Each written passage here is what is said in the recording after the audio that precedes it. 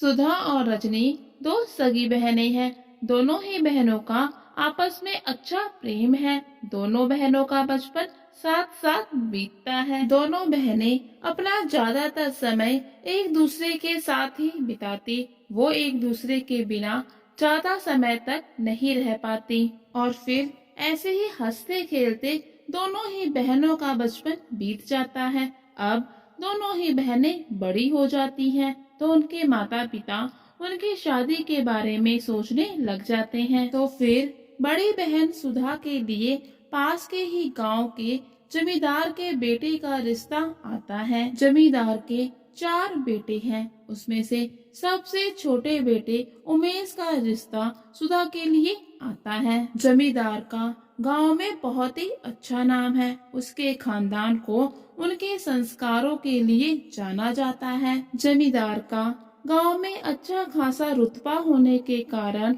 सुधा के माता पिता भी उनके घर से आए रिश्ते को मना नहीं कर पाते और खुशी खुशी अपनी बेटी सुधा की शादी जमींदार के बेटे उमेश के साथ कर देते हैं। अब बड़ी बेटी सुधा अपने ससुराल चली जाती है। सुधा धीरे धीरे अपने ससुराल में सभी का दिल जीत लेती है।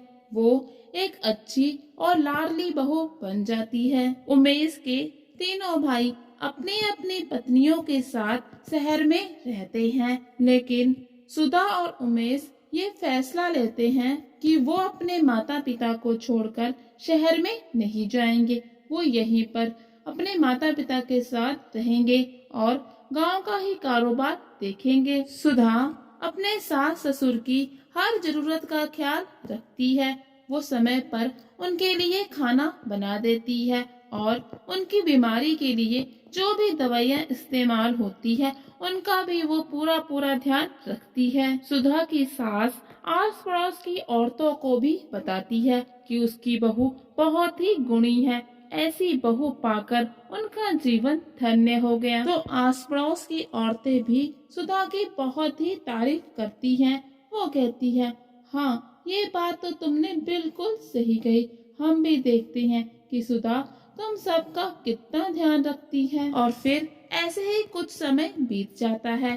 सुधा की शादी को पूरे 2 साल हो जाते हैं, लेकिन सुधा की अभी तक कोई भी संतान नहीं है। जांच कराने पर पता चलता है कि सुधा कभी भी मां नहीं बन सकती। ये बात जानने के बाद पूरा ही परिवार बहुत दुखी हो जाता है और फिर सभी लोग मिलकर सुधा को समझाते हैं कि इसके लिए वो खुद को दोषी ना समझे, बल्कि इसको ईश्वर की मर्जी समझे। शायद ईश्वर की यही मर्जी है और ईश्वर की मर्जी के सामने कोई भी कुछ नहीं कर सकता। लेकिन सुधा नहीं समझती। वो इन सब बातों के लिए खुद को ही जिम्मेदार समझती है। उसको इस बात का बहुत गहरा दुख होता है कि वो उमेश को संतान का सुख नहीं दे सकती। सुधा ऐसे ही दुखी रहने लगती है। वो कहीं भी जाती, कोई भी काम करती, उसमें उसका ध्यान नहीं होता। हर समय अपने ही ख्यालों में वो गुम रहती। ऐसे ही फिर एक दिन जब सुधा नदी किनारे पानी भरने के लिए जाती है, तो उसे वहाँ पर गांव की ही एक औरत मिलती है जो सुधा से उसका हाल चाल पूछती है। तो पाती है कि सुधा अंदर ही अंदर बहुत दुखी है। सुधा उस औरत से कहती है, मैं संतान ना होने के कारण दुखी नहीं हूँ, बल्कि इस बात से ज्यादा दुखी हूँ कि मेरी वजह से उमेश को भी जीवन भर निसंतान ही रहना होगा। ये बात सोच सोच कर मेरा मन बहुत खराब होता है। तो फिर वो औरत कहती है, तुम्हारी इस समस्या का मेरे पास एक हल है, जिससे ना तो तुम्हारा घर टूटेगा और ना ही उमेश को जीवन भर निसंतान रहना होगा। उस औरत के इन शब्दों ने जैसे मानो बेजान पड़ी सुधा पर प्राण फूंक दिए हों। फिर सुधा उससे पूछती है, तो बताओ ना, क्या है ऐसा उपाय? तो वो औरत कहती है, तुम ऐसा करो, अपनी खुद की बहन की शादी अपने पति उमेश से करवा दो।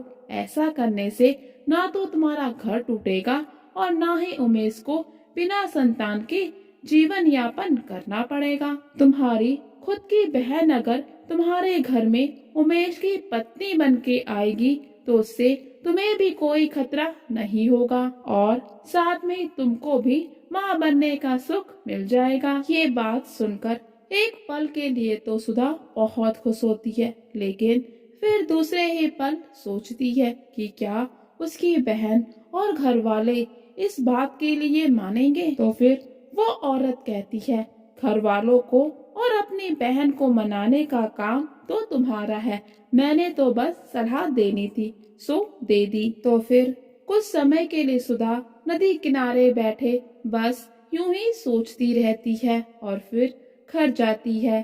घर जाकर उमेश से कहती है कि मुझे कुछ दिनों के लिए मेरे मायके छोड़ दीजिए, मुझे अपने मायके की बहुत याद आ रही है। उमेश भी सोचता है कि इन दिनों सुधा का मन कुछ ठीक नहीं है, मायके जाएगी तो उसे अच्छा लगेगा, तो वो खुशी खुशी उसे मायके छोड़ आता है। मायके जाकर सुधा अपनी माँ से मिलती है और फिर अपनी छोटी बहन रजनी से मिलती है। वो रजनी को सारी बात बता देती है और कहती है, रजनी बहन, मेरा घर टूटने से बचा लो, मुझे और मेरे पति को संतान का सुख दो, ये सिर्फ तुम कर सकती हो। अगर तुम मेरे घर में उमेश की पत्नी बनकर आओगी तो इससे किसी को कोई परेशानी नहीं होगी, मैं भी उस घर में उमेश के साथ खुशी खुशी रह पाऊंगी और तुम्हारी और उमेश की संतान को माँ बनकर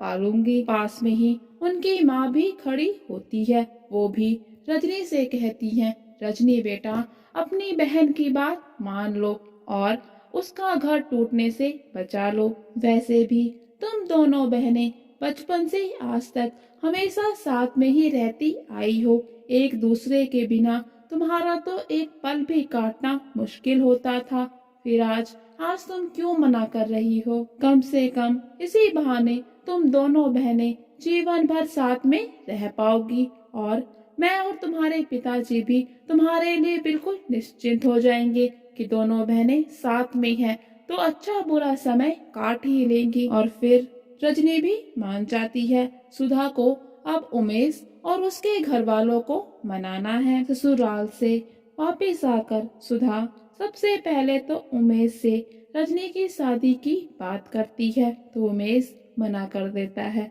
लेकिन फिर जैसे तैसे करके सुधा उमेश को मना लेती है और फिर कुछ ही समय के बाद रजनी और उमेश की भी शादी हो जाती है और फिर रजनी अपनी ही बहन के घर में बहू बनकर आ जाती है। और फिर शुरुआत में दोनों ही बहनें बहुत ही अच्छे से रहती हैं, उनके बीच सौतन जैसी कोई भी बात नहीं होती।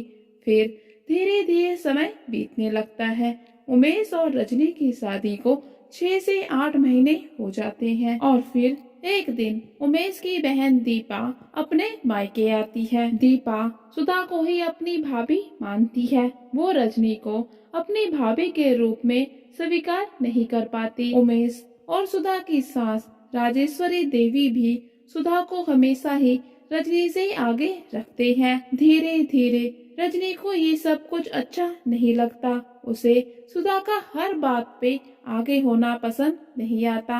वो सोचने लगती है, मैं भी तो इस घर की बहू हूँ, उमेश की पत्नी हूँ, तो फिर मुझे हर बार दूसरे नंबर पर क्यों रखा जाता है? आखिर ऐसा क्या है जो सुधा दीदी में है और मुझ में नहीं?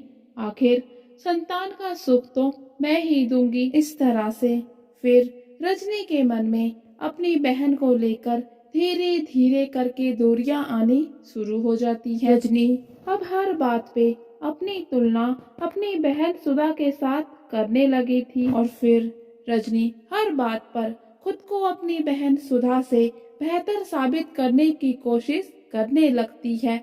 आखिर एक म्यान में दो तलवारें कब तक रहती? दोनों ही बहनों के बीच में दरार आनी शुरू हो जाती है।